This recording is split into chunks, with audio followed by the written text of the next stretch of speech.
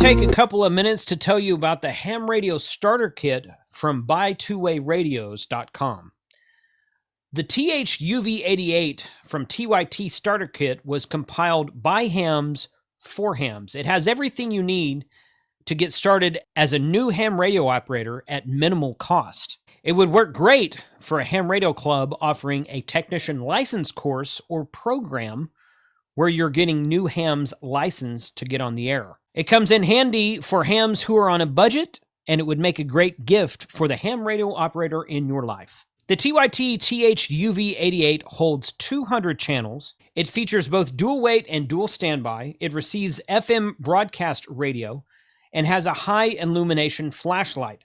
It comes standard with a 1400 milliamp hour battery, a belt clip, a desk charger, and a removable antenna. It has many accessories available for upgrade, including bigger batteries, higher performing antennas, external mics, earpieces, and car adapters. It is also USB programmable. Check the link in the description below, and thank you to buytwowayradios.com for supporting this channel. Let me take a Nope, wrong button. There we go. Hey guys. Sunday night live stream. Let's see if we can do better this week than we did last week. Thanks for joining today.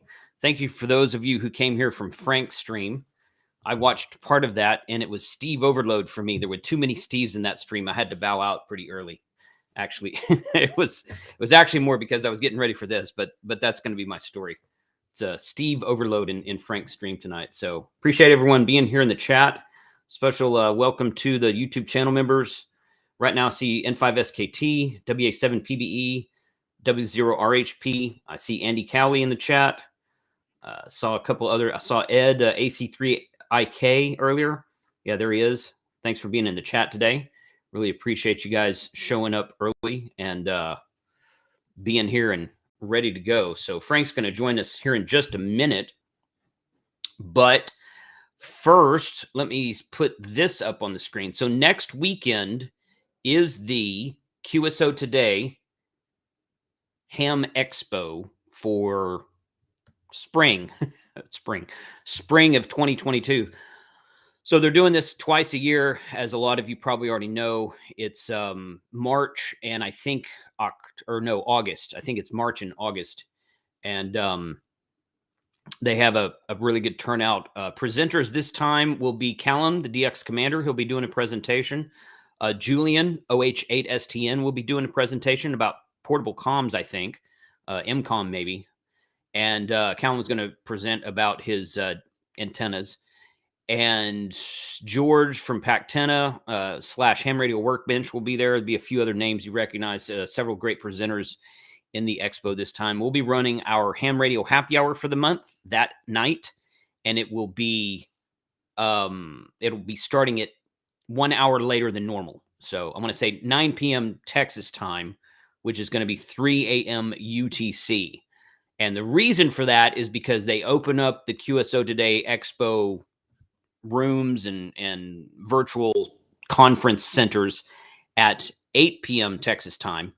And then they want it to be kind of like just meet and greet for an hour, just to make sure everybody gets in there on time, gets their setup working and that kind of thing. So they asked all the presentations and streams that are happening that night to start at 9. So we're going to start 1 hour later than normal. Should be a fun show. Got a couple of special guests that I've invited onto the stream, and looking forward to that. That's always a fun time to hang out with everybody. So y'all check that out if you haven't bought tickets to that yet. If it's you know, I don't think it's a replacement for a Ham Fest. The Orlando Hamcation last month and Huntsville last August, you really can't beat an in-person Ham Fest. Even like last weekend, there was a small regional show here in Texas, in the city of Orange, Texas. And I met K at MRD out there and a couple other guys out there. And there's just really no replacing an in-person Ham Fest. They had a really good turnout at that Ham Fest. It's a smaller regional show, but people came from farther away because people are just itching to get back to Ham Fests right now. And the weather was really crummy that day. So it was like, okay, I could sit at home and do nothing or go to a Ham Fest. So it's not much to do outside. So it was kind of a good time to have a Ham Fest, really. So, Alexander, can you see Jason and chat at the same time? I don't know who you're talking to there, dude. Let me know if you're talking to me because I might have missed something. So, I don't have Frank in here yet to watch the chat, and he'll be here in a minute. I hope. I sent him the link, but I know. Oh, there he is. I gotta expand my screen here. Hey, what is up, y'all? What's going on?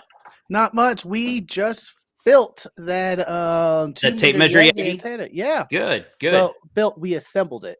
Both Steve and I did a little bit, of TV magic prepping. We just pre-cut everything, and you could watch my mistakes on pre-cutting it over on temporary offlines FT8 off last Thursday. Yes, it was fun, and you were heckling me from the chat. I love it. I was, yeah, that's what I do. It's one of those things I do. Okay, so let me continue with what I was talking about. Go ahead. So, go back over here and like that. Okay, so I was talking about the QSO Today Ham Expo. The following weekend is going to be HamSCI at the Space and Rocket Center in Huntsville, Alabama, and I'll be out there for this. I've recorded this the last 2 years. The last 2 years it's been virtual. This year, they're doing a combination. They're having an in-person event, but several of their presenters, if you go down this page right here, you can kind of read what it's all about right there. And I'll share this link in the chat real quick so you guys can check that out. But they're going to have some in-person presenters and some virtual presenters. So I'm not sure exactly what that'll look like yet. I assume they'll be bringing them in via Zoom and putting them up on the big screen. So be interested to see how they tackle that challenge. But it's going to be a fun show. Very niche inside of ham radio. A lot of that's probably over your head. A lot of it's over my head. There's a lot of ionospheric and space weather stuff they talk about that's just, but it's good. It's really good info. I and love if you ever those. want to, I love those talks. It's more up your alley than mine, Frank. I really do enjoy it. It's not really in my wheelhouse, but since I have to be there recording it anyway, I get to sit down and watch them. Then I get to go back and edit the videos. And I'm like, you know what? I'm actually learning some stuff here. So it's actually it's a very good conference. So if you're in and around the Huntsville, Alabama area, I highly recommend this conference that's going to start not in 2 weeks, not this coming Friday, but the following Friday. So March, what is that? The 18th, I think. Yeah, March 18th. So it's going to be a fun show. And Don came in there a minute ago, and he was talking about HamCom. So, is it .net, I think? Nope. Let's see, .com probably. So there's a new group that has started an event, a new ham fest in North Texas. It's going to be at the Music City. Yeah, it's going to be at the Music City Mall, which is Vista Ridge Mall. Yes. I don't know why they call it Music City Mall. We're not in Nashville, but whatever. So DFW Ham Expo, it is the first weekend of June, the second weekend of June, second Saturday of June 11th at Music City Mall in Louisville, Texas. It's just a one-day show. I don't know what to expect for this. They reached out to me shortly, like last summer, shortly after they did the show last year, but it was on Field Day weekend. And then like 2 or 3 weeks later, I found out about it and I emailed him and I'm like, that was field day. He's like, yeah, we didn't have a good turnout. And I'm like, well, it's field day weekend. And they didn't really advertise it much. He's like, we were just kind of testing the waters. He's like, but yeah, we're not going to do it on field day weekend anymore. So I'm looking forward to seeing how this turns out. I've been trying to promote it and talk about it on my Friday shopping and event videos. So dfwham.com is their website. It's not going to be a big HamCom show. Okay. So don't come expecting another HamCom. Fingers crossed it might get there one day, but right now it's not going to be a HamCom show, but it's something in North Texas. And I'm looking forward to seeing what they can do with that. So might I also add, this past weekend, it was the Irving Ham Fest that I went to. Did you go to? Okay. Yes, so I did go. I okay. posted some pictures on Twitter. I didn't do a video. I did meet up with more people than I thought that knew me. I went there and I was like, hey, I know you. And then there a lot of people did come up, take radio. I was like, what? This is in my backyard. I did not expect this. It was awesome. I did try to win that 7,300 that they're giving away at the end. Did not pull my name. Did not pull your name. Oh well. No. Oh, A well. couple of things others I did enter, and I was like, if I just win those, I can make them a giveaway on my channel. But that's if I got that 7300, it will be mine. Yeah. I love y'all, but mine. Oh no. Yeah. No. You need a radio like that. You're gonna have to get one on your own one of these days. Yes. But it's all good. So well, good. I'm glad you made it. I didn't know that show was happening until about a week and a half ago. We were already down here. Now, wouldn't have changed my plans anyway. We've been planning to come down here for the last week. We've been down here 2 weeks. We'll be down here another week. So we had this 3-week trip planned for 2 or 3 months now. So, and it just kind of the way it worked out. Generally on a normal year, if things were all normal right now, the Houston Ham Fest would have been yesterday. And those two shows are notoriously doing it. They're notorious for doing their shows the same weekend, which is not great planning in my book, but neither one of those shows is huge. They're very regional shows. So I kind of get it, but I would have gone to the Houston Ham Fest yesterday if it would have happened, but their website is talking about 2023. So fingers crossed that happens next year. I did not know about it until Thursday when I was on stream prepping, and a gentleman in the chat said, "Hey, are you going to Irving Ham Fest?" I said, "I didn't know about Irving's Ham Fest," and I was like, "Okay, yeah, maybe it's not enough time." He's like, "Not enough time to go to the city next door, Frank." I was like, "Is that Irving? That Irving? Yeah, it's Irving, yeah, Texas. I'll go there. That Irving." I thought there was another Ham Fest. So I was like, "Yeah, I'll go there." It was great though. It was great. Good. Yeah. Frank, your videos, were you getting reports of laggy video? I saw some people in your chat saying your video was kind of buffering. Maybe that was Wi-Fi ish. Okay. Issues. How's it right now? Right now it's fine. You froze a second ago. When you pointed back there, it froze for like 3 or 4 seconds, and then it caught up to itself. So I don't know if that's on your end or my end. It very well could be my end. I kind of probably say very maybe well could my be my end. end. So yeah, but yeah. So yes, Myron, we will be at Dayton, and we're going to be driving to Dayton. I'm going to be driving to Dayton. Yeah. And we've got an RV spot inside of the campground, or inside of the fairground, I should say. And then several of us YouTubers have also rented an Airbnb. So I'll talk to you about that later, Frank. There's a couple I was of about plans. to say, let's sync up afterwards. Yeah, we need to get my kind of. tickets. I was originally going to fly out there and stay for the weekend, and then fly to Vegas on Sunday for a video marketing show in Vegas on Sunday that I've gone to the last 3 years. It's an excellent show, and I just decided that was too much. I'm like, this is Dayton, the biggest ham fest in the world. It happens once a year. I need to put my time and focus into Dayton, so I'm not gonna go to Vegas this year. The last year the Vegas show was in September, so I don't know why they changed it to May for 2022, but that's what they did. So oh well. Yes, be a lot of us in Dayton. Steve says always blame Frank, and Charlie's going to go to Dayton also. And we talked about the QSO Today Ham Expo a minute ago, and Charlie has a booth set up for soda to talk everything about soda. Summit's on the air. Yeah, Summit's on the air. He's going to be at his own booth the whole time. Well, he's going to have a table or a section inside of our YouTubers Bunch booth. So if you'd watch my video, own booth? if you watch my video from last Wednesday, Frank, you'd already know all this. So I'm working on Wednesdays. Come on now. Team replay, man. Come on, team replay. So, but yeah. Anyway, so we'll be at Dayton. It's gonna be a fun trip. I'm looking very forward to it. Kate, MRD, and myself were out doing POTA today, and we were talking about Dayton. And Mike's like, "Wow, that's like 2 months from now." I said, "Yeah, man, it's coming up." Yeah, like, wow. That's why I'm listening. Like, let's get our tickets booked, because we got the rooms, we got everything else. We just need to get the dates ironed down to when I'm going to fly in. Yeah. Is Frank going to Belton? Is Belton? Belton coming up again? There's a Belton coming up. It is 3 weeks from now. It's the last weekend in March. I'll still be in Huntsville, Alabama that weekend, so I won't be going, unfortunately. Maybe. We'll see what I could do. I might do a day down and back. I will announce plans if they come around. Watch my Twitter. Right. Yeah. Watch Twitter. So Mike, POTA.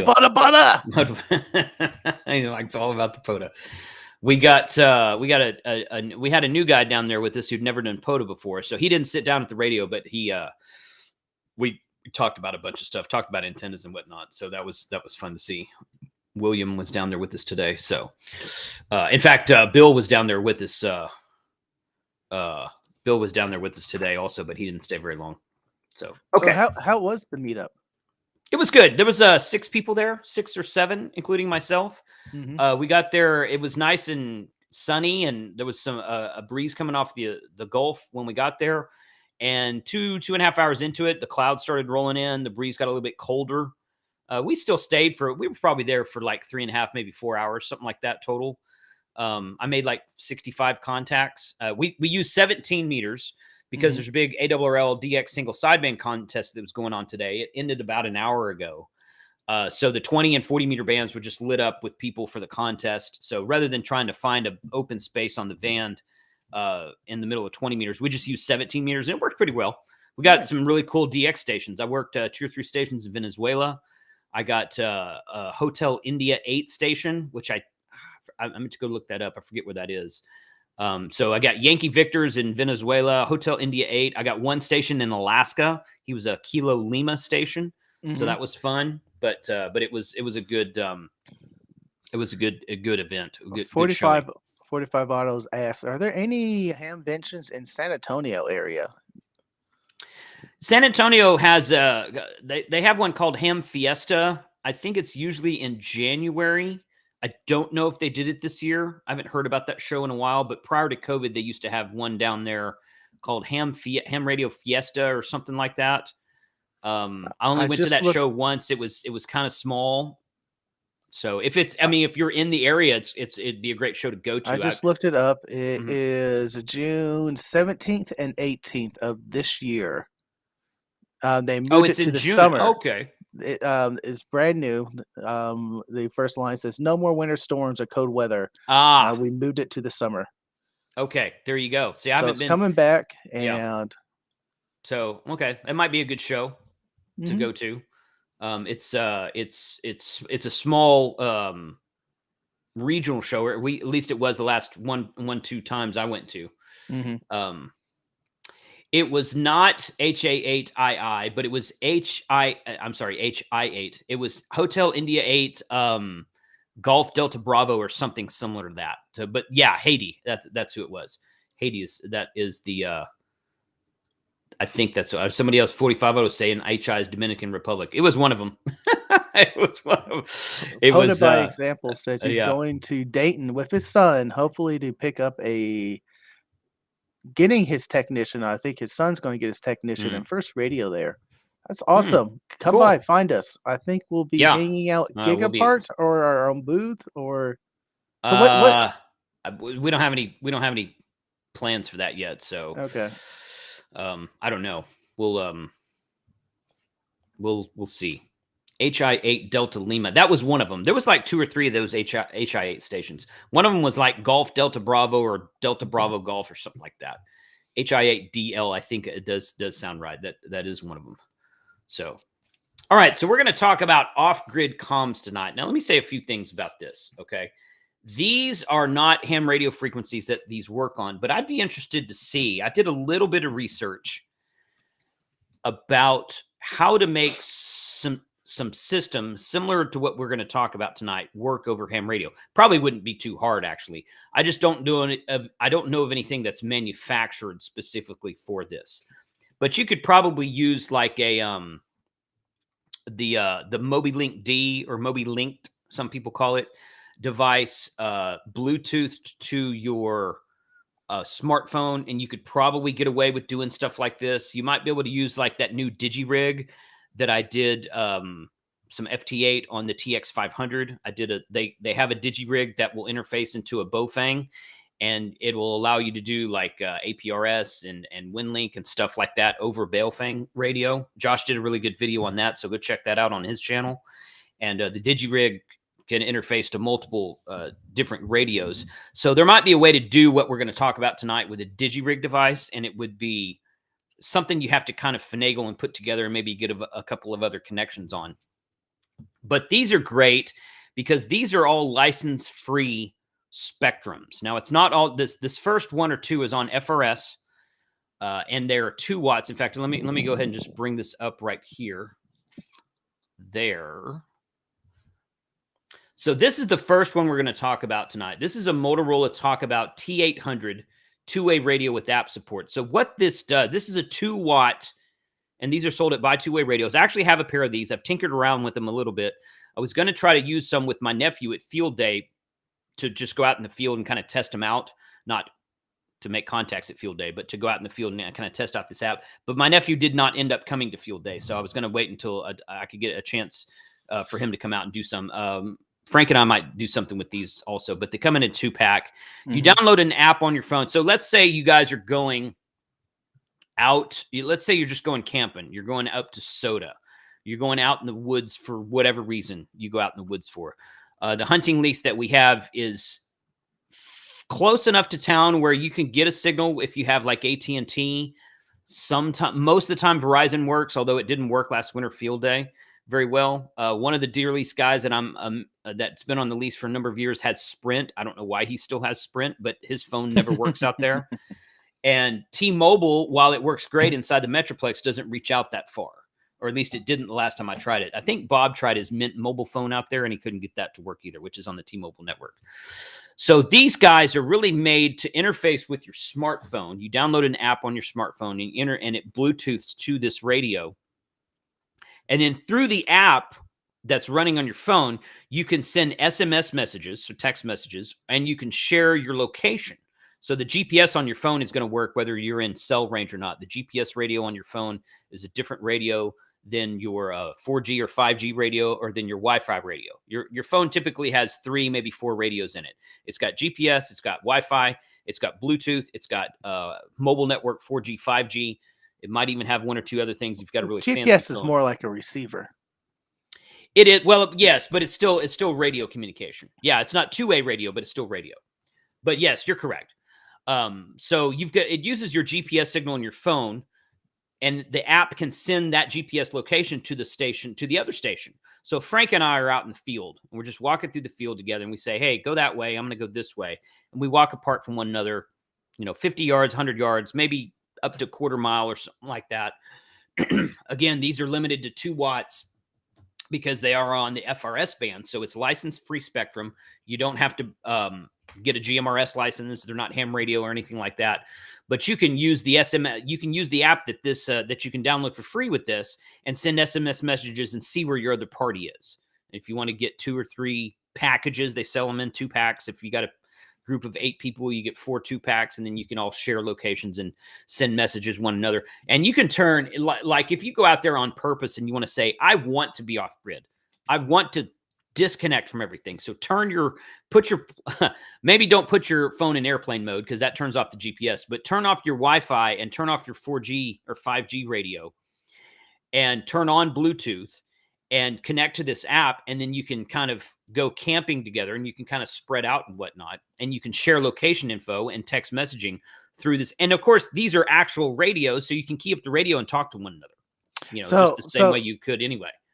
So let me get this straight. So the radio will Bluetooth to your phone.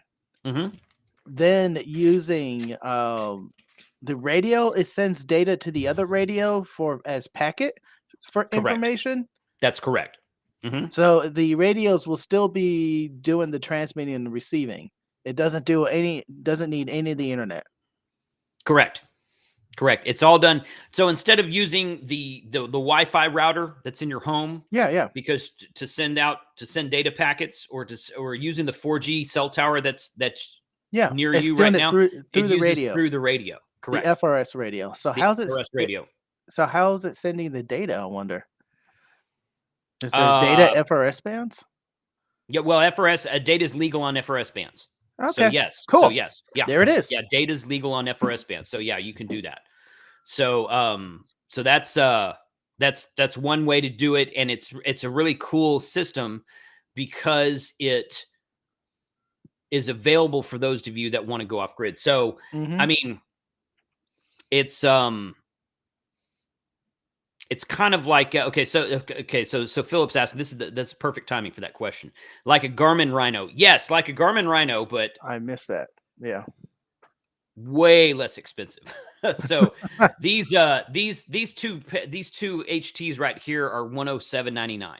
So you get a 2-pack for $108, and the app, which I assume it's on iOS, I believe it is. But the app on Android, you download for free. It doesn't cost anything. You just go in the Play Store and you search for this app with it. And it gives you the ability to connect your smartphone. Now, a lot of guys will tell you that the smartphone is not an off-grid tool and or like a bug-out bag tool.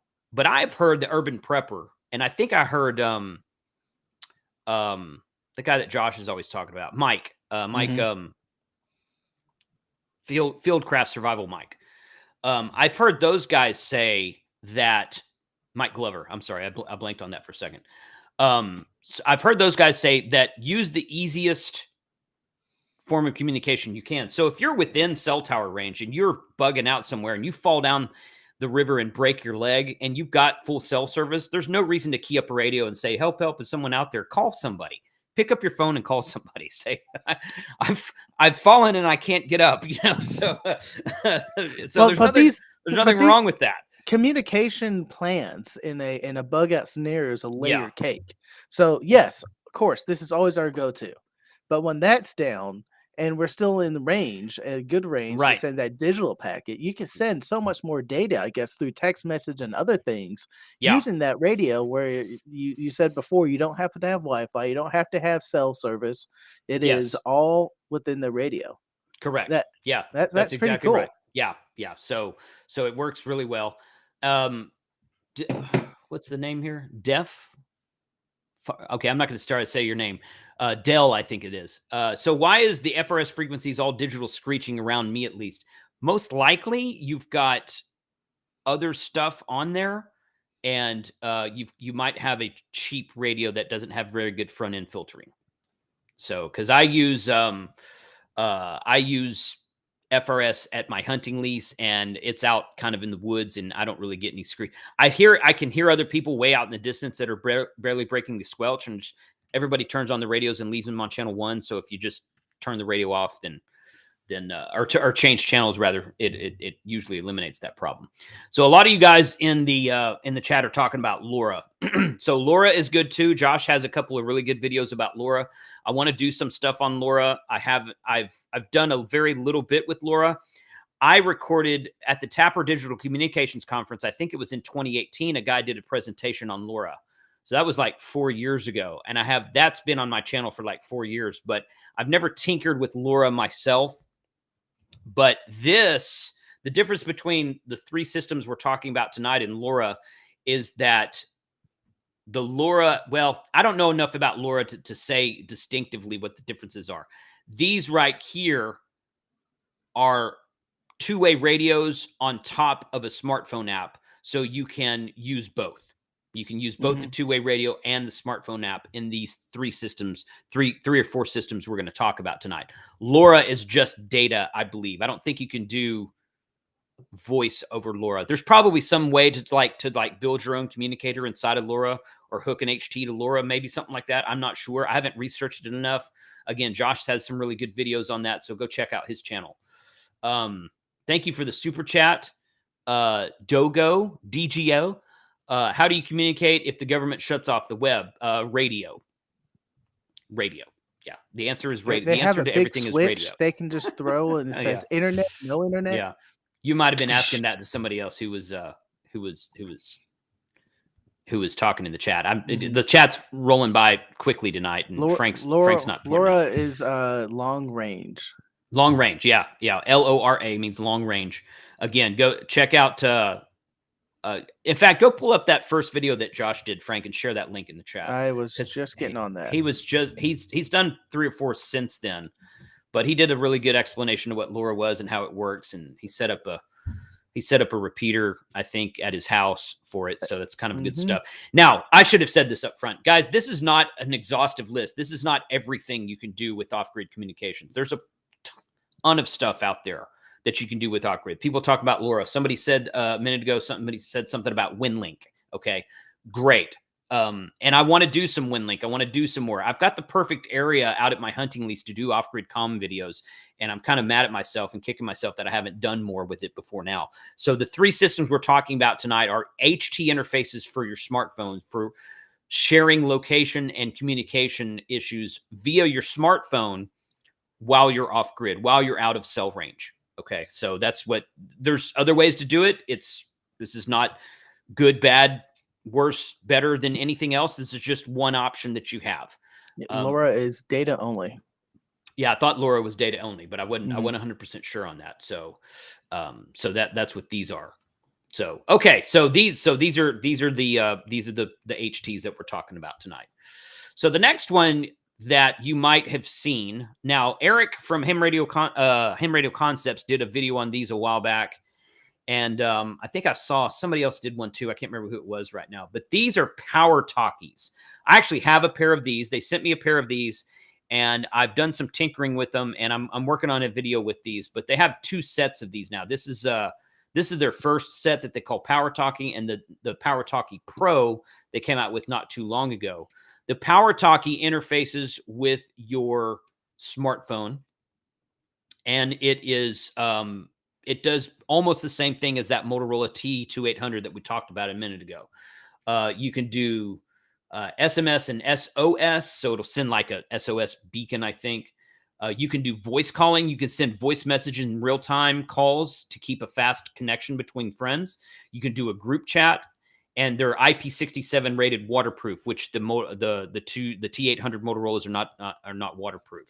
So these are a little bit more expensive than the Motorola's, but they're built for a rugged outdoor camping type situation.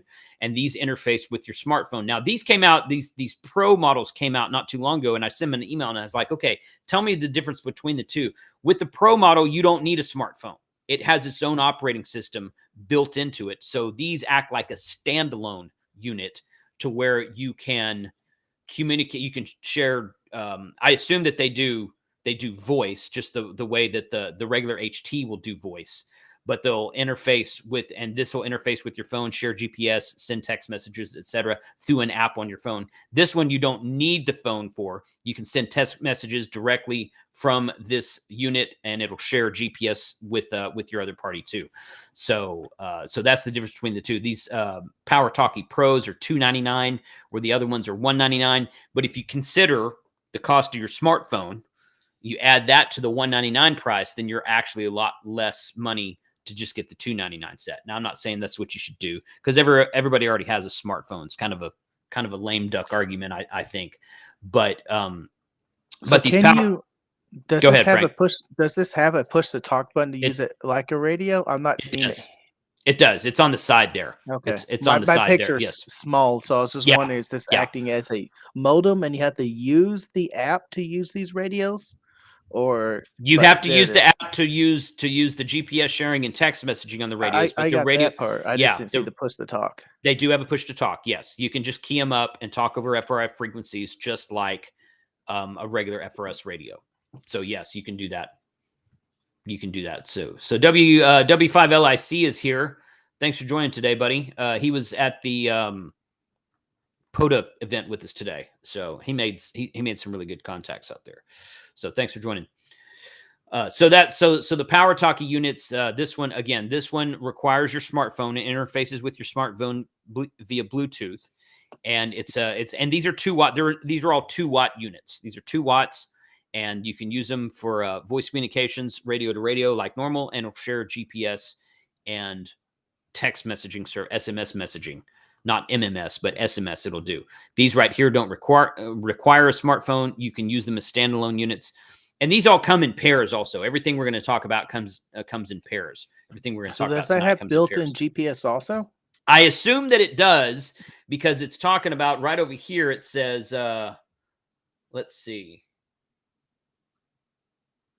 Well, maybe not. I thought that this one had a built-in GPS, but it's not talking about GPS here. I asked them I sent them an email and asked them what the difference was, and they said you don't need a smartphone to use these units. So that's a good question. Maybe that's something that I can follow up. Just do a quick search. Just search the page GPS. Control F. No, it's not on there. Probably not. So there's not, so perhaps those won't do GPS. So it might be a little bit harder to do location sharing with I those. bet it will still do But GPS via the app, but you can't run it just on the radio maybe itself. so. Yeah. Because the PowerTalkie app should work with this unit as well. Yes. And maybe it's, maybe it works that way, but you don't have that option if you just have the standalone thing. That could be true. I have not toyed with these Pro models. I don't have those in my hand. The Motorola T800s and the original PowerTalkies, I have both them in my hand, and not right now, but I have them in my possession.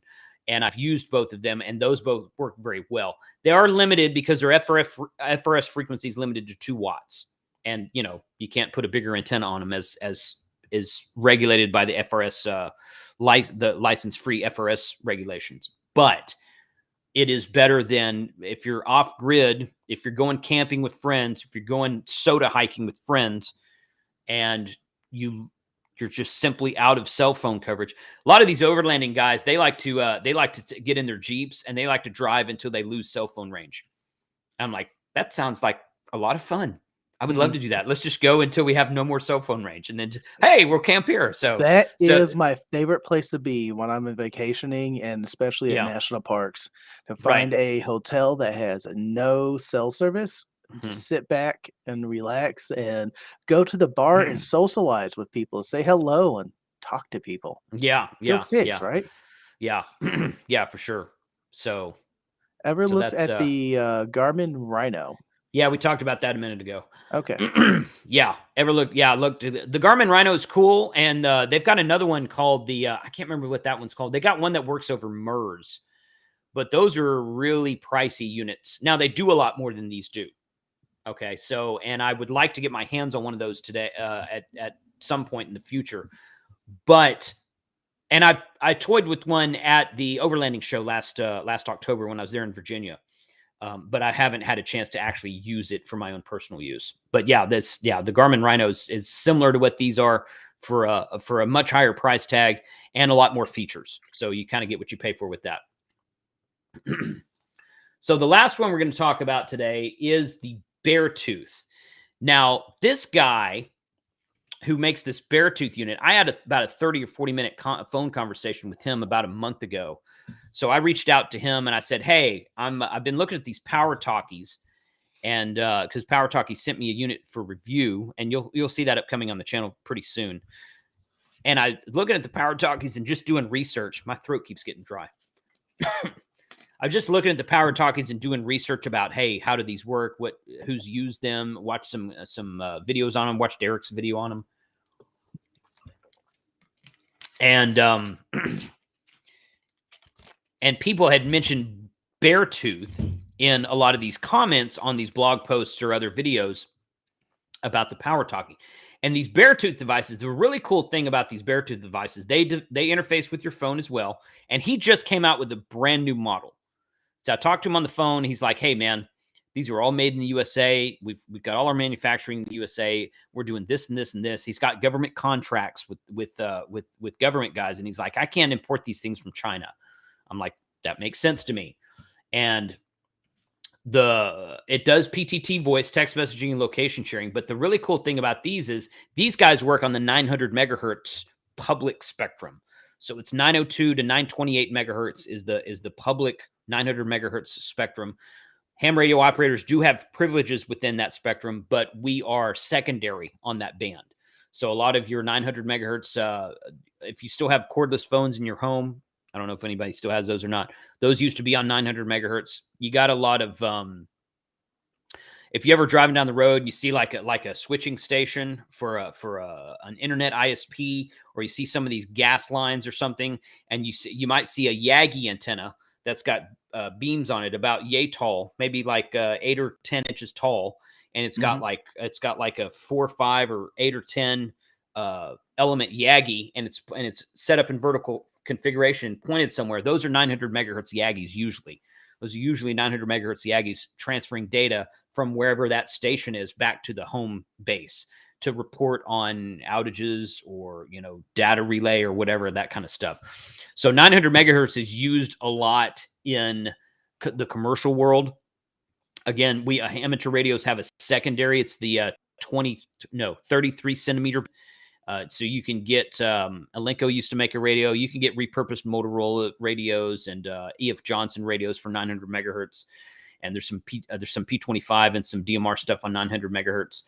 But it's 900 megahertz is a really fun band. If you've never talked on it, if you drive through like a major metropolitan area, like if I drive through downtown Dallas and I've got my VHF, UHF radio sitting here and I got my 900 megahertz radio and I'm talking to a repeater on the same building. I got a UHF repeater and 900 megahertz repeater on the same building. When I drive under, you know where that tunnel is on Woodall Rogers? Yeah. You drive under between 35 and 45. It has the park on top for about a mile. Yes. Yeah. Yeah. So when you drive under that tunnel, I lose the VHF, UHF repeaters, but the 900 megahertz punches through there. Ooh. So it's got a more penetrating signal just because of the band it's on in that regard. Now, I think these are about 1 watt, so they're not as powerful. But being that they're 900, you're not limited to FRS frequencies, and you might get out a little bit farther. Now, we're talking about off-grid. There's a lot of 900 megahertz stuff in the city, but you're not going to use these in the city. So we're talking about off-grid stuff. And if you're out just to reiterate, these are networking nodes devices. Correct. Yes. So these use, there's some extra specs here. So they're iOS and Android compatible. They use line of sight, 5 mile for voice, 10 miles for text. That's subjective. That's the word I'm looking for. That's subjective to what's between you and the other station. So putting ranges on stuff like this is not a good idea. They also have a non-line of sight range, variable with terrain and obstructions. That's inaccurate. Yep. They're from the 902 to 928 megahertz band, 1 watt of transmit power, up to negative 148 dB receiver sensitivity, and 178 dB link budget. They have LoRa modulation with frequency hopping. Okay, so those of you talking about LoRa, this uses some LoRa mesh networking technology in it. I don't know how better or worse they are than those LoRa devices that Josh keeps talking about. Actually, Josh was doing a video one night, and I'm like, "Oh, that looks cool," and he shared a link, so I went and bought 5 of those freaking things. So everybody who's ever said, "I'll watch your videos, you spend all my money, Jason," well, it happens. I get suckered into stuff like that too. So they have Bluetooth connection to the smartphone, the 2-day battery life with the 5590 duty cycle, a 3000 milliamp hour battery, USB port with fast bidirectional charging, and then it lists the size there. So this guy at Beartooth is going to send me a couple of these, and he wants me to do some testing with them. I sent him an email. I said, "Hey, dude, this isn't ham radio, but here's my channel. This is what I want to do." And he's like, he sent me like a Google Meet, and he's like, "Hey, I want to talk to you." I was like, "Okay." And we just talked. He's just really nice, down to earth guy. It's really cool stuff he's doing with his company. Really cool government contracts they have. And I'm looking forward to getting one of those and trying them out in the field as well. But that's the only one I don't have right now. Does that come in a 1-pack or 2-pack? They do come in 2-pack. I had to look that up. In fact, let me share this. Let me turn that off here and turn that off. I made this little kind of nifty presentation here. But so the differences between them are, put that there, make sure I see that a little bit. So the Motorola Talk About T800, these are all 2-packs. All of them come in 2-packs. There's about $108 at Buy Two Way Radios, 2-pack, 2 watts of power, FRS frequencies around 462 megahertz, and they're 22 channels. All 22 FRS channels come in that. The PowerTalkie is $199. Again, the 2-pack, 2 watts of power, FRS frequencies around 462, and only 14 channels. Which is plenty if you're doing it for stuff that you're doing. 14 channels is probably plenty. Why 14? I don't know. They didn't give you all the channels. 8? There might be. I don't know. That's a good question. Okay. There might be a data restriction on some of the channels. Some of the channels may be limited to voice only, which means that the Motorola Talk About probably doesn't work for data on all 22 channels. I'm guessing. I don't know if that's true or not. But either way, the PowerTalkie is limited to 14 channels instead of 22. The PowerTalkie Pro is $299. You do not require a smartphone. It works as a standalone. It's 2-pack, 2 watts of power. I couldn't really find how many channels are in it. I couldn't find that technical information on their website. So maybe I'll get a set one of these days and test them out. But the Beartooth devices are also $299. They're a 2-pack. They're 1 watt of power, and they're license-free frequencies around the 902 megahertz band. And they use LoRa mesh networking also for you for think the connections. 1 watt of power is because they're on 900 megahertz? Yeah, I do. Most of your 900 megahertz HT, all of your Motorola 900 megahertz HTs are like 2.5 or 3 watts, where the UHF ones are 4 to 5 watts, and the VHF ones can be 5, 6, 8 watts, something like that. So yeah, but you don't want you typically don't want a 900 megahertz HT keyed up next to your head with a lot of power in it. So you can kind of jack yourself up over time with that. I'm told. I don't know. Maybe that's what's wrong with me. But the Beartooth, it doesn't look like you can talk directly into it and have it be utilized outside of the app. I think, yeah, it doesn't have an antenna on it, but it says it does support PTT voice. So I'm thinking that the app, the Bluetooth or the Beartooth app you install, probably works like a Zello app. So you can press the button on your phone and use it through the Beartooth device to talk to the other station with the Beartooth device installed. That's what I'm guessing, because it doesn't have an antenna on it. And if it's an internal antenna, the 900 megahertz antenna can be a lot shorter than a 440 antenna or 460 antenna. So it's possible that it uses the app itself to do voice transmissions, or it's possible that the antenna is just small enough to fit inside of there. So I don't know which one that is. That'll be something I have to answer when I actually get one in my hands. Probably inside, because it could be. You can make it small enough to be inside. You can, yeah. You can definitely do that. So. Uber geek, I'm waiting for the CB side. I know, I saw that. Yeah, I'm waiting for the CB stuff. So, so those are the models that I have found. Again, for those of you who weren't here in the beginning, the purpose of tonight is how to use your smartphone when you are out of cell phone range, when you are out of Wi-Fi. Obviously, if you're out of cell phone range, you're probably out of Wi-Fi range too. So how to use your smartphone for location tracking with your other party, and how to set up like a small independent network with people that you trust, because you and a group of 4 or 5 or 6 friends or something could all get these same devices, whichever one it is, install the app on your phone, and then go off grid, go on a camping trip, go on a hunting trip, go on a hike, go on a soda trip up to the top of a really tall mountain. There's no cell service up there. And these are great just because you can pick it up, slap in someone's hand, and say go. Right, and they don't have to be licensed ham radio operators. If you're on a soda trip without a licensed ham, I'm not sure why you would doing that. But like that's why I want to use them on the hunting lease, because there's YLs there. That's true. Yeah, you could do it. You could do it with the YL communication back to camp if you wanted to do that. But I wanted to use them with the hunting lease, because 2 of our guys in our hunting lease don't have ham radio licenses. They have GMRS licenses, I think, but or most of them do. But we wanted to try to get these in the hands of those guys. So I'm going to try to pick up probably 6 of them, 3 2-packs sometime between now and next November, and we're going to do some tinkering around with them during hunting season. Yeah, I'm agreeing with Philip here. Important subject for emergency and family members and friends. Just put this in their backpack, and especially if you're using it for tracking within your site, put it on their bag, and they won't even know it's really there. They'll just pick up their phone and send text messages and just not even think about it. Right. Exactly. So, I mean, these were, when I first stumbled upon these, I kind of started reading about them, and I'm like, man, this is kind of a neat idea. And the reason I thought they were a neat idea is because I have a hunting lease that has spotty cell coverage. Sometimes I can go out there and I can turn on my hotspot and connect it via my Chromecast in my trailer, and I can watch the entire season of The Mandalorian. I've done that before, and it's fine. I'm like, hey, we're watching The Mandalorian in the middle of the woods. Cool. On Disney Plus. And the other times I go out there, like it doesn't even act like there's a cell tower in the area. Like it's like you've got like half of a bar and you're on 2G at half of a bar. And I'm like, well, this isn't going to work. So it's something that might be kind of fun to use in an environment like that, which I have easy access to. I have 24/7 by 365 access to my hunting lease that I don't own. I lease it.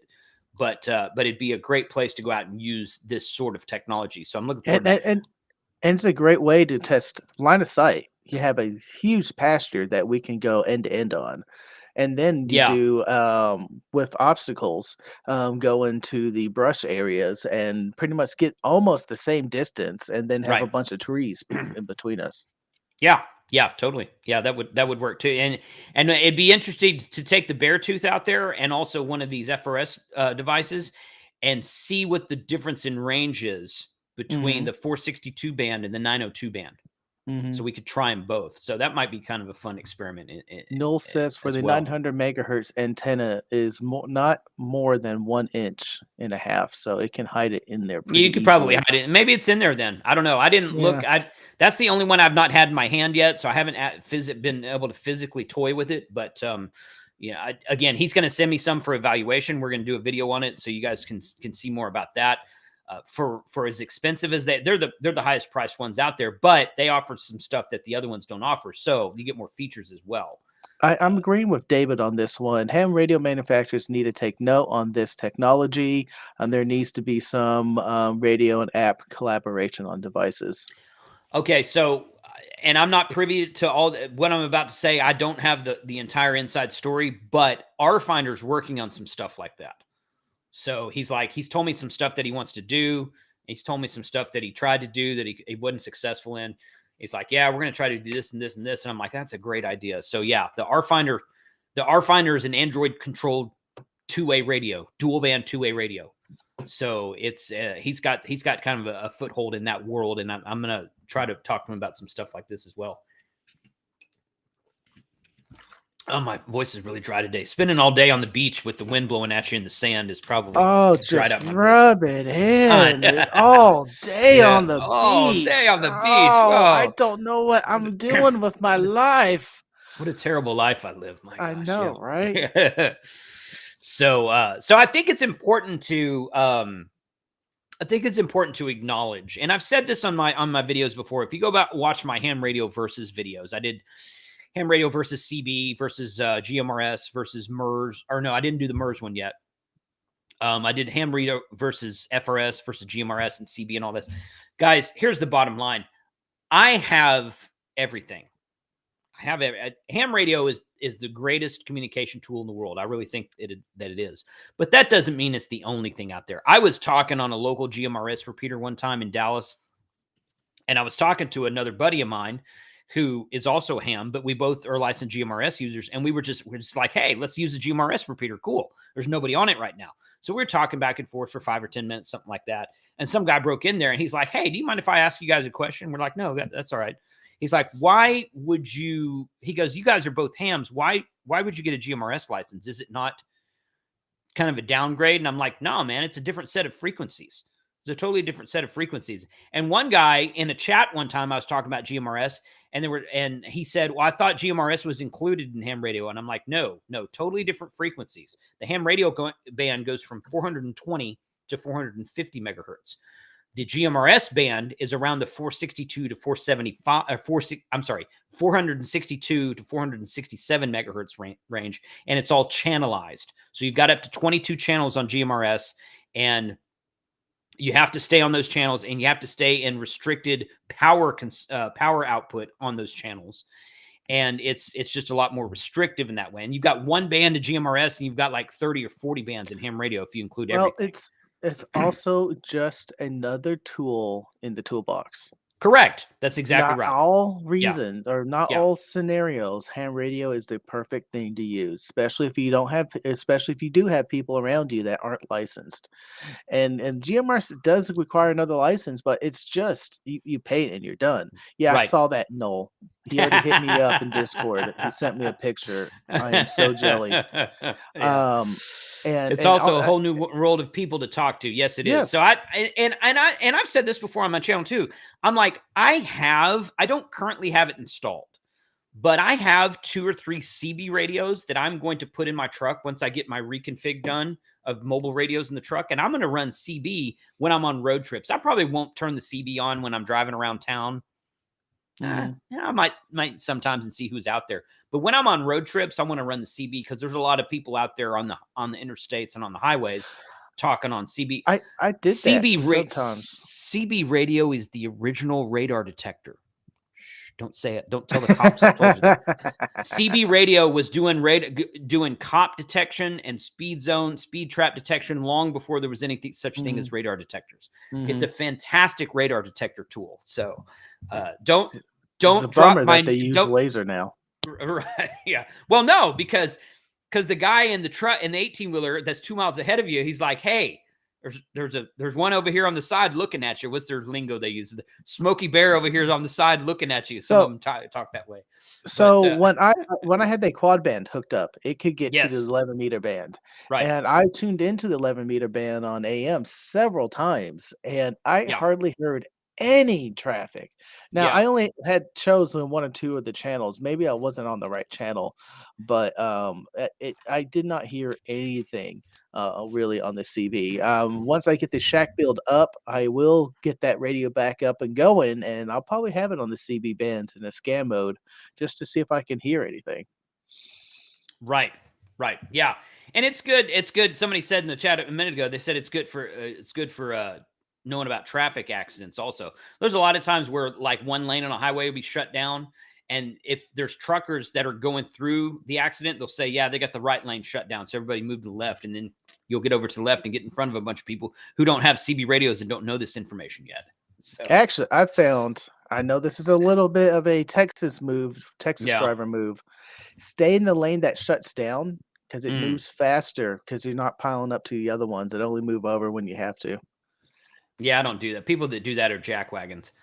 So hi, Jason. I already knew you were though, Frank. But hey, we Texans are the most friendly people that you can find in the States until we get behind the wheel. Then it's me first. That's true. Yeah. Everyone's saying screaming at me, channel 19. I don't remember what channel I was using. I think what the things I did read, I was using the North and South channel on the radio because I was mostly going in between Houston and back. So channel 19 is the trucker channel. That's basically where you hang out and listen for stuff like that. But excuse me. But that's usually if I'm on a road trip and I've got the CB in the truck listening to the CB, I'm listening to channel 19. So I might not even have a microphone connected to the radio. I just want to listen to it. So. Currently, when I go on trips, it is 14652 and 446 on the other side. And the times I did talk to someone on the radio, I am ecstatic to talk to them, and they are also too. We're like, someone's actually on here. I'm like, I know, right? And those are always fun. So when you're driving, I throw my call sign out about once an hour. Right. Well, it's rare enough to hear somebody on 146. So I don't monitor 446.0 at all. There's if someone's out there listening to FM Simplex on the road, they're going to be on 146.52, and there's so few people that are out there doing that. It's sad but true. So I keep the other side of my radio on like either a mobile hotspot or an all-star node or something. So Buc-ee's. I can't stop there right now. There is no food I can eat. Wait. They did add salads recently on there. Which are nice. But they don't have a brisket salad. So you have all this awesome barbecue, but they only make brisket sandwiches. They don't sell sliced brisket, but they don't also have a brisket. They don't sell it by the slice? Are you sure? No. Huh. I asked. I was like, "Can I get some brisket for my salad?" They're like, "No, we just do it chopped for the chopped sandwiches." I'm like, Well, I don't. Yeah, I would just buy the brisket and thank you, Anime. I would just buy the brisket and put it on the salad. Throw the bread away. Put the brisket out of the bread on the salad and have fun. There you go. You're gonna have to pay to eat keto. Yeah, it's just how it is. I'm trying. I actually stalled right now, and it's pissing me off. But I am trying to get down to the jumping weight so Carlos and I could go jump at Huntsville. Yeah, I heard about that. That is the goal. Yeah. You don't have a GoPro, do you? I have a GoPro. Do you have a GoPro? Okay. Yeah. So you're going to have to put we're going to have cameras on it. Okay. All right. It's going to be a thing. You can borrow my Osmo as long as you have a secure mount on your camera or on your helmet, rather. You can borrow my Osmo if you don't have a GoPro. But if you have one, okay. That's cool. Well, it'll be recorded. Yeah, good. It should be. If I ever did, I told Carlos when I hit 100,000 that I would go jump with him too, but he hasn't called my called in my debt on that, so I haven't done it yet. But but talking from your experience, Yeah. you used FRS radios and GMRS radios at the deer lease already. Yes. What frequencies have you found that was better one or the other? You know, as long as you change off of channel 1, they're all the same. I mean, the GMRS radios obviously are higher power. You can get 5, and I mean, you've got a 50 watt limitation on GMRS radios. Now, you're not going to find an HT that does 50 watts. But you can get real life 5 to 8 watt HTs on GMRS, where FRS is limited to 2 watts, and a half a watt on some channels, I think. But you could, but so GMRS is going to reach out farther. You can also GMRS radios also have removable antennas, so you can always like put a signal stick or a debris antenna on a GMRS radio if you wanted to, as long as it's tuned correctly. So GMRS is definitely going to reach out farther. But as far as best channels, you know, as long as you switch off of channel 1, because most people that don't know any better, they'll go buy a 2-pack of FRS radios and they'll turn them on and like, oh, hey, this is cool, it works, and they just leave it on channel 1 and start talking. So that's where most of your traffic is. You got some good experience using it, also distance too, because you got some of the blinds that are pretty far apart from and also from the camp itself. Right. Yeah. Honestly, I want to get away from FRS and I want to start using MERS for the guys out there that don't have a GMRS license, because MERS, being VHF, has a little bit better range on it, and there's not as many people on MERS as there is on HRF. FRS. There's not as many people on MERS. So I want to try some MERS radios out there soon as well. So, but it's going to be fun to try all of this stuff and see which one works best. And it's going to depend on your terrain. It's going to depend on your elevation. It's going to depend on a bunch of things. You know, what's between. One of the most popular questions I get is, how come one guy came by a video one time, one of my best HT of 2021 video, I think it was. And he's like, how come you never tell the range on these radios? How come you never tell the range? Nobody ever tells the range. I've watched a bunch of videos and nobody ever says the range. And I'm like, because the range is totally dependent. It's totally dependent on what's between you and the other station. I'm like, the range is literally like 200 miles, because I can talk to the ISS on a 5-watt HT. I can talk to satellites in space, in orbit, on a 5-watt HT. Okay, if I have a Yagi antenna and I'm pointed at it, it's not the EIRP maybe, but it is the range of that HT. It will get up there and it will talk to the International Space Station several hundred miles above the Earth. So the range depends on your line of sight, but that's all line of sight, because there's nothing between you as an Earth station and the satellite or the space station you're trying to talk to. But if you get Earth station to Earth station, you've got to worry about terrain, elevation. Are there buildings between you? Are there trees between you? What kind of trees are between you? Is there one every 5 feet, or is there one every 2 feet? Or is there like this big, huge forest of trees in between you? It makes a big difference, and it cuts down on your range. The more junk that's between you and the other station. And if he's up high or you're down low, if you're both down in the valley with a bunch of trees, it's not going to be as far. That's why all these guys put these repeaters up on the top of buildings and up on the top of a hill, of a mountain range, because the height extends your range. Okay, you don't put a repeater down in the valley. You put it up on the highest mountain point you can find. Because that extends the range. Bill's asked, have you tried using a repeater on the lease? He has a campground with 1 watt repeater, 35 feet up in the air, and it can go over 5 miles. That's a good idea. You know, a lot of the radios these days will crossband repeat. So you can kind of set up a makeshift. You could set up an HT as a repeater. What I've actually wanted to do was set up a low, like a 10 or 15 watt GMRS repeater at the lease. I have not done that, to answer your question. No, I have not. I've thought about it, but I haven't done it yet. But the problem is that there's no electricity out there. So it'd have to be battery powered, which quite frankly, I'd rather it be battery powered anyway.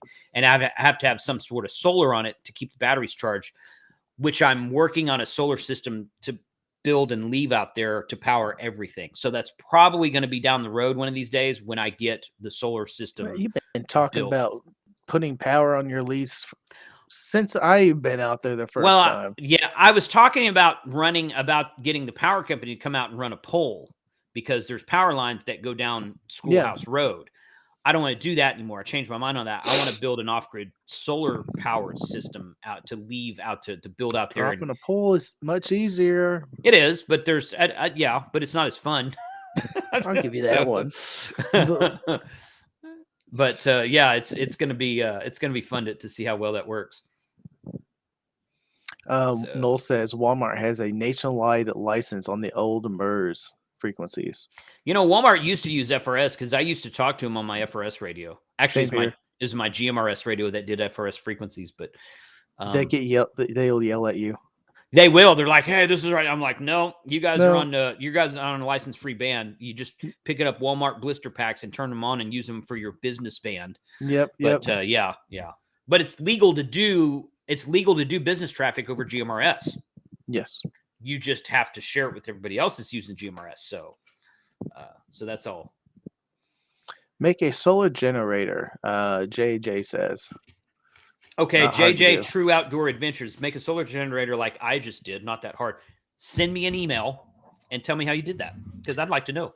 So, solar generator is just a large battery bank that you can plug stuff into. Solar generator is a misnomer. It's kind of a dumb term in my opinion because you're not generating solar power. Yes, but I know what he's talking about. Yeah, that's what it's like those little battery packs, and it has a built-in inverter. So you take that along as your generator. Yes. Yeah. Yes. Yeah. I just had to make fun of it. Send me an email. Say you built one and you said it wasn't hard. Technically, I built one. And solar panel, battery, solar charger, solar generator. Yeah. What else do we need here? Oh, an inverter. So you can plug it into anything else. Inverter. Yep. Which I hate using inverters. Taking DC and converting into AC. Those things are always noisy and built crappy, and you have to make sure you get a pure sine wave. Yeah. And you should spend some money and get one from a good name brand. Don't buy I'm not going to say don't buy the Chinese stuff, but don't buy the Chinese name brand you've never seen before. Buy a recommended China if you're going to go Chinese.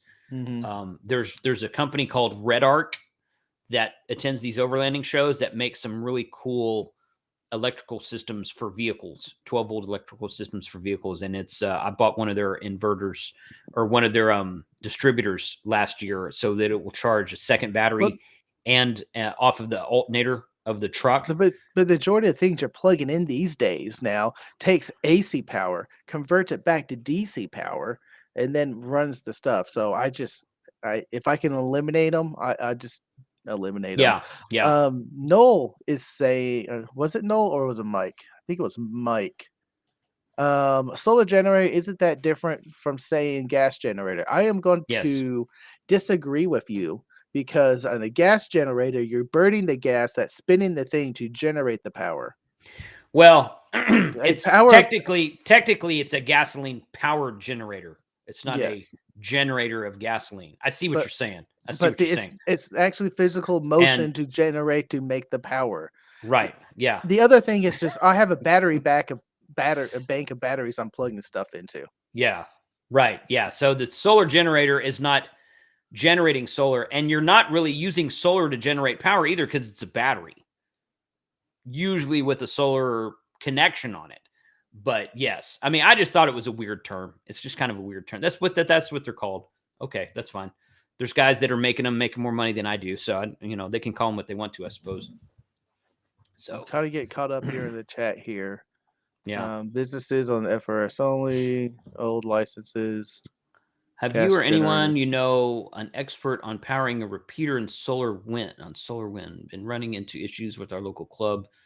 Video live stream on the subject. Most of the repeaters I know have battery backups, but not full-time battery power. Not that I know of, no. I got to ban someone. Yes. Yeah, there you go. Good. Ban them. Y'all have the rest. I got my one for the day. Yeah. So here's my thoughts. If you're not running a lot of power, don't need a lot of power, you can use solar and wind. to generate and recharge your batteries and power stuff during the day. But it's not a good base load. So there's going to be days when it's cloudy outside, and some days even it's cloudy with no wind. So it's going to go Yeah. down. Yeah. And having a backup generator that you could just use gasoline, Yeah. that's good to have. Right. But I do have a whole soapbox thing, what I'm Mhm. not going to get into on this subject. But as for small things, though, you can have a couple of good batteries and just run that for 3 or 4 days. Then you could probably wait out that period and just running a repeater, because that's not that much power. If you're just Mhm. running a small radio and some circuitry behind it, yeah, Mm. that will work great. I don't know much about those wind turbines. That would be fun to get into. Yes, they make they make home I say home. They make windmills that people have put up at their homes before. And I'm like, that would be great out here on the beach because there's always wind coming off the Gulf. So Yes. I thought about setting something like that up out here. So I might try to tinker with that one of these days, but I'd be interested to see how much wind power differs from solar power. Because there's usually pretty sunny out here too. It's usually easy to get solar power at the beach as well. So Well, it's the difference I think would be how reliant you can get between the two. Um, yes. Well, and I don't know much about wind, but the guys I know who run wind run it in conjunction with solar. So you got both. So like, hey, the wind's blowing at night. Guess what? Your battery's staying charged with wind power. mhm. It's raining today, but the winds are coming in via thunderstorm. You got wind power, But if it's nice and sunny outside and a nice calm still day, there's no wind, but you got sun. So it's kind of like you get more options with it that way. So I Mhm. would like to I would like to set up something like that. See, but can you get more watts out of it though? I don't know. See, that's the thing. I think it depends on how big of a windmill you get and how big of a generator it's turning. So, you all I right? like yeah, sneezing. I know. I I saw hope it. I muted myself. Yeah, you Um, did. You did. Yeah. Good, good, good. I just out of the same space. So the Hmm. same space in your yard. You put a solar panel versus a wind turbine that uses the same space. Which one can give you more watts? Which one's easier to set up or take down if you want to be mobile? Be Or a if good you don't, experiment. throw it Yeah. up in the air. That would be a Hmm. fun experiment. It'd be a And good experiment. I like the idea of wind power because, like Yeah. you said, Hmm. during night, Right. it can generate your power, Hmm. maybe, Yep. and then maybe decrease how many batteries you need to have on the back end. Possibly. Possibly. Yep. But so Richard says 120-watt panel and a Buddy Pull Power. You mean Power Mini? I know what you mean. Are on the list of purchases. I cannot recommend that Buddy Pull Power Mini enough. That thing is a fantastic portable solar charge I heard controller. there's It's supposed to be it's an update coming sometime this summer to it. That's what he just did an update and he has a Power okay. Mini 2 now, which was like Mhm. a year ago, maybe six months or a year ago, something like that. Okay. But I can't talk good enough about that thing. It Yes. it is small, lightweight. It comes with power poles. Has a single It has USB port it also? has single USB port. It has zero RFI, none, no RFI at all. It's Compared very to others that are yeah just yeah. It was built for ham radio operators. mhm, So mhm. quite frankly, it was built for ham radio operators. Yeah, it's very good piece of kit. So good. Well, hey, it's 8:15. We've been going for just over an hour. I appreciate you guys hanging out tonight.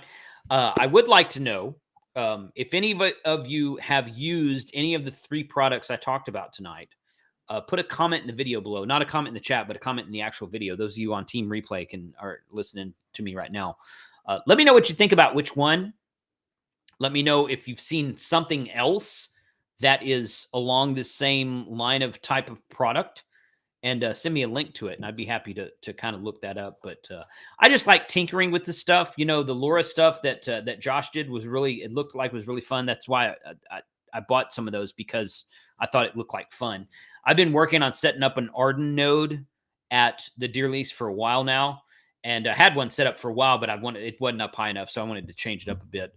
And the LoRa stuff kind of looked like it would work in a similar fashion.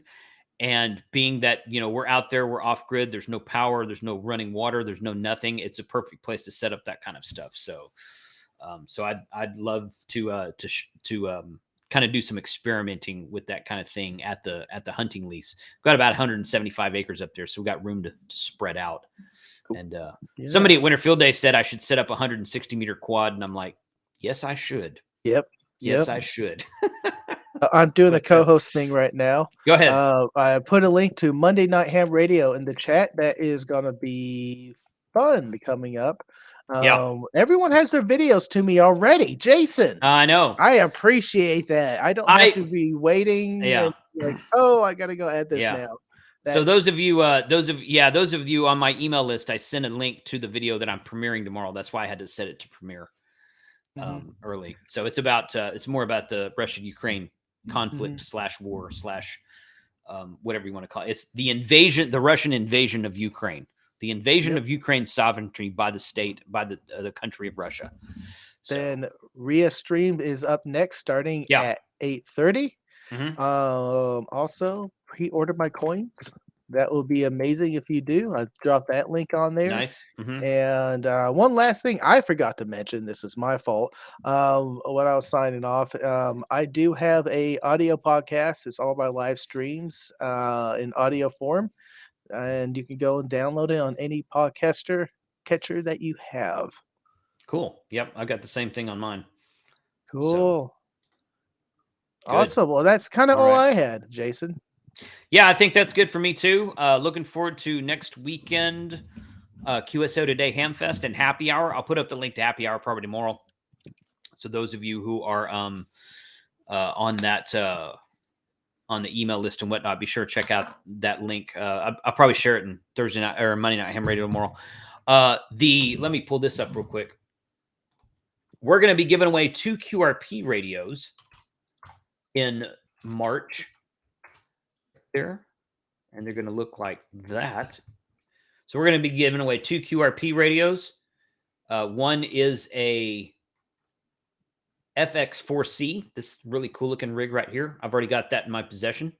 And then one is this True SDX from rowaves.com. So if you have not signed up for that yet, please go sign up. hr2.li/free QRP radio is that link. Frank, I think you have that link. I think I do. I need to go back to your tab. There it is. March giveaway. Yeah, that's it. And I'm going to go ahead and say this. So there's been like 25 or 35 people drop off. So you guys that are still here, y'all get privy to this information. Probably in April, if not April, then May for sure. But probably in April, I'm going to give away a Buddy Hex. What? Yeah, I'm going to give away a Buddy Hex in April. Brand new. Ooh. Don't tell anybody. I'm not telling anyone. I got with Chris last week and I'm like, dude, I was like, do you think? He's like, yeah, that's a great idea, dude. So yeah. Somebody did March giveaway right above the Greg, like 2 or 3 spaces up from you. Yep. Is the URL. I'll drop it one more time. One more time. So yeah. So you said happy hour is happening this coming Friday. Yes. So I got to move my game night up an hour. That's not that bad. It's just how this happened to fall on the same night. Oh, well, I don't know if you heard me or not, but I'm doing the happy hour an hour later than normal. Because QSO Today Ham Expo asked me to do it at that time. So we're going to go live at 9 p.m. Texas time that night. Okay. So 9 p.m. I kind of like 9 p.m. because I could I'm doing every other night game night, or every other Friday game night, and every other Friday they will line up occasionally with your days. But, yeah. Okay. 9 o'clock though, that might just be a good time. Or you like starting at 8? No, I like starting at 8. 8 o'clock is 8 o'clock is 9 o'clock for the guys on the East Coast, and it's 6 o'clock for the guys in California. It's just kind of like a sweet spot there. Okay. We usually go for 2 hours or more on the happy hour, so I don't want to start it at 9 and go till midnight. Guess what? But, I can join again. I will be there. Yeah, good deal. Good deal. Finally, Yeah. I missed the last 2, Yeah. 3. I know y'all talking about me. My ears are burning. We couldn't go one show without talking about antennas and the DX Commander coming up. So I guess Yeah. that's So yeah. But I got my own thing. But when I do build the DX Commander, I'm not giving that one away. We already gave away a DX Commander. You gave away a lot of DS Commanders. Oh well, no, I mean on a stream. Yeah. We did I bought all my Club of DX Commander too. So everyone built theirs. That's Come right. on, Jason. That's right. We need to get that done. Yeah. All right, guys, go check out Ria's stream that Frank just shared in the chat. Tell her that Ham Radio 2.0 sent you over there. If you guys go watch her stage, it looked like she had a really cool looking stream tonight. I forget what it was about, but I remember reading the title and thinking, "Oh, that looks really fun." Be the MacGyver. Be a radio MacGyver. How to survive the next apocalypse. Yeah, that's right. Yeah. So that's interesting to see what she has to say there. Yeah, Joe Brett. Yeah, Joe Brett, you're eligible. I don't remember ever saying YouTubers weren't eligible. I think I said Frank wasn't eligible. You got my hopes up. Frank's not going to win it, guys. Yeah, Frank's not going to win it. Yeah, it's the cost of being a co-host, Frank. Sorry. You know what, Joe Brett? If your name comes up in the winner of the Buddy Hacks, buddy, then yeah, we'll let you have it. How's that? So yeah, 73 all. Thanks for being here tonight. Go check out Ria's stream, and we'll see you guys tomorrow night on Monday Night Ham Radio. Peace.